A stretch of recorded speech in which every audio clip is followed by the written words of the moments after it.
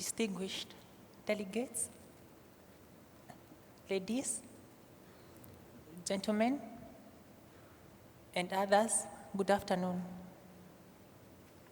Good afternoon. Good afternoon.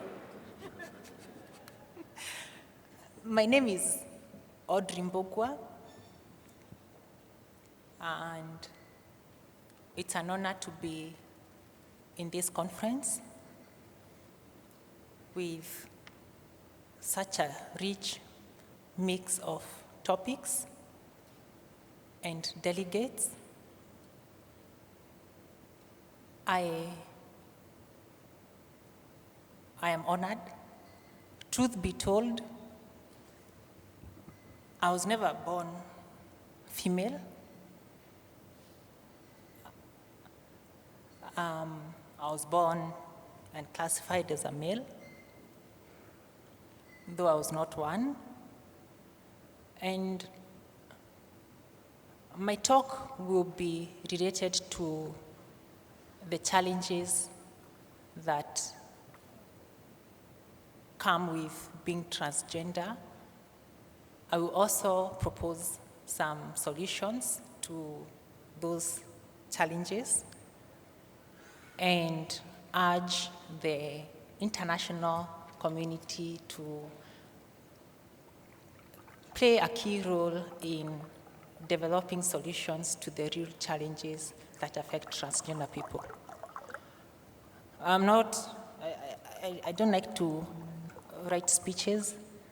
I prefer to talk from the heart and the mind. I hope you listen to me, and in case of any questions, don't be scared of asking them when the time comes. Transgender, so many communities and nations have the term transgender in their vocabulary. There are others who don't use transgender. There are those who use other terms. When I was growing up, we used to hear the term ladyboy, transsexuals, two-spirited people. All those terms are okay, depending on countries. But what I can say is transgender is a highly misunderstood issue. There are a lot of people who have very strong feelings and opinion about transgender, but it so happens that they are not aware of what is really transgender. In certain parts of the country or of the world, they use the term LGBT. But if you asked many of the citizens of these countries that, what is LGBT? They won't tell you what the T is or what the T is supposed to mean. I would encourage people to appreciate the fact that transgender is not a sexual orientation. It is not being gay or lesbian or bisexual. It's a totally different issue. The issues of transgender people are also different. One thing I have experienced is challenges involving the healthcare system. We have a lot of problems in accessing healthcare services. There's a lot of stigma. There's a lot of ignorance within our healthcare systems and personnel. There is transphobia. There is violence. There's lack of economic resources to access these services where they exist. There are also challenges that are related to healthcare. Issues of legal recognition of transgender people. Most of the times, transgender people will apply to have their documents or the details in their documents changed so that the documents can reflect who they are. On my way to Bangkok, I went to our airport back in Kenya. I'm from Kenya, sorry, I didn't say that. And I was asked, why haven't this passport been changed? And it occurred to me that the immigration officer knew I was transgender. He knew about the struggle we have in Kenya to ensure that all transgender people are able to change the names and gender mark in their documentation, their travel documents, their national identity cards, their driving licenses. And he was like, I think he thought I was coming for gender change surgery, because he was like, but finally, because he could see I was going to Bangkok, he was like, but finally, I can see things are working out. Once you're back, we can complete the change. I arrived here, and of course, there were some questions about the gender mark. And initially, they weren't directed, but there was the discussion about that gender mark. So there are those legal challenges that come with transitioning. There are challenges in our society: violence, stigma, stereotypes. If there is one community that is associated so much with sex work, it is the transgender community. It is one place that people feel comfortable putting us in. If you are engineer, you are not a good transgender. If you are a teacher or a police officer, you are not a good or normal transgender. It's a stereotype we have that if you know somebody is transgender, especially now for transgender women, those who are changing from male to female, if somebody is transgender, you have that perception of this person should be engaged in a certain profession. And by the way, I really respect sex work. I'm not saying sex work is bad. I respect it.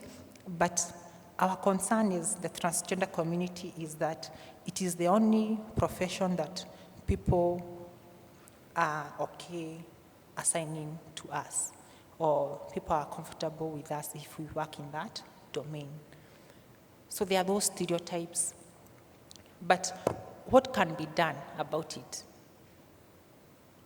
I'll give Kenya as a case study. In Kenya, we have undertaken a lot of media sensitization initiatives.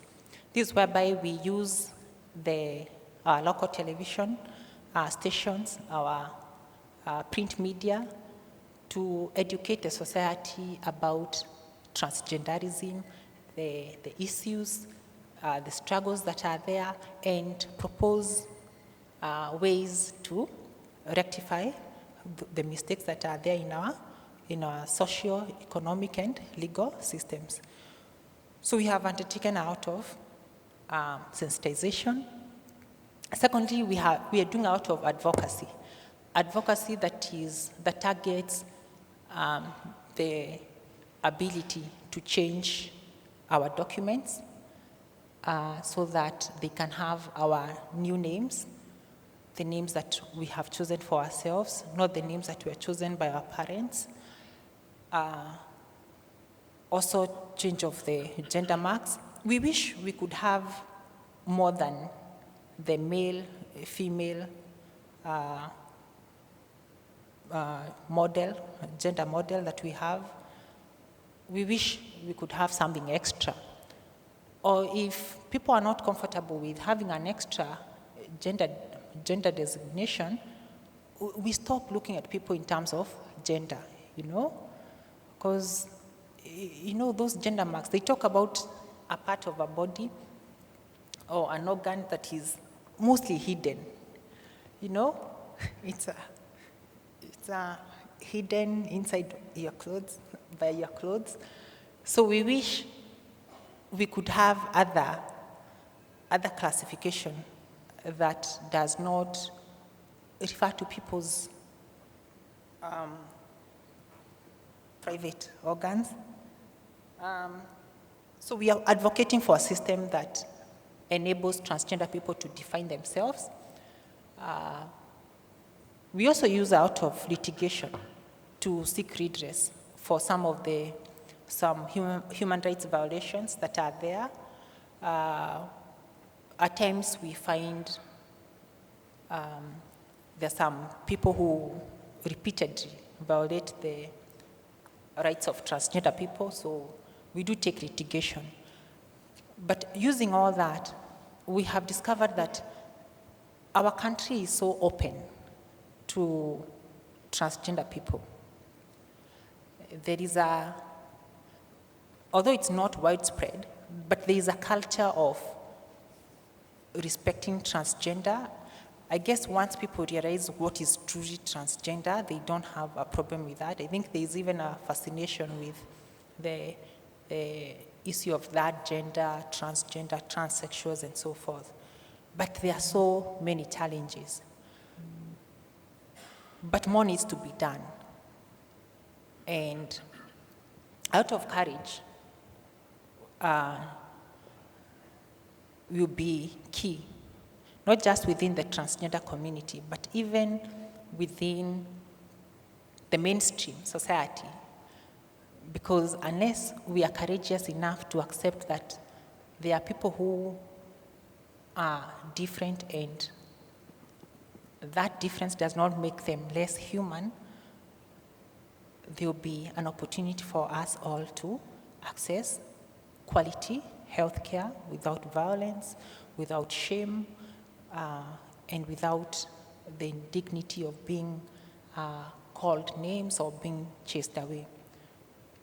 There are a number of things that the international community can do to assist in the integration of transgender communities in their societies.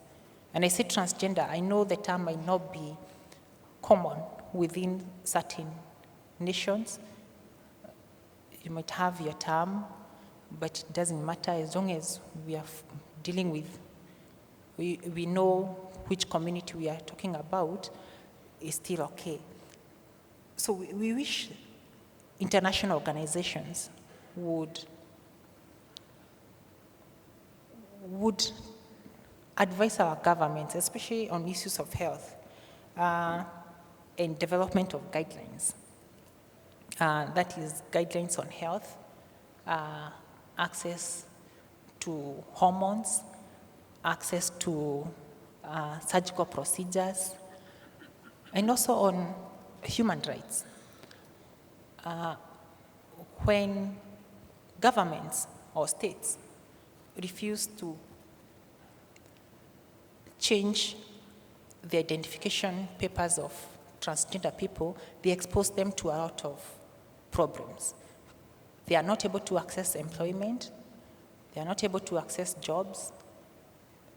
At times it's even hard to go to school. It exposes them to transphobia. But if governments as a whole would proceed to change the papers and so forth, it will make a lot of impact in ending healthcare problems, mental health care problems, and poverty.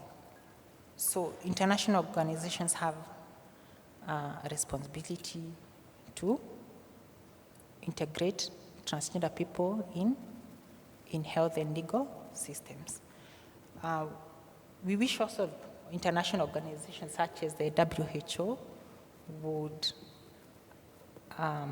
would encourage companies, drug companies to subsidize, or governments to subsidize drugs that are needed for gender reassignment and so forth. And I wish the participants or the delegates here, wherever you come from, I hope you take this message of integrating transgender people in your healthcare systems, in your legal systems, in your workplace, in your schools, and in your families. Without taking much time, thank you so much for listening. In case of any questions, you can direct them to me later on. Thank you.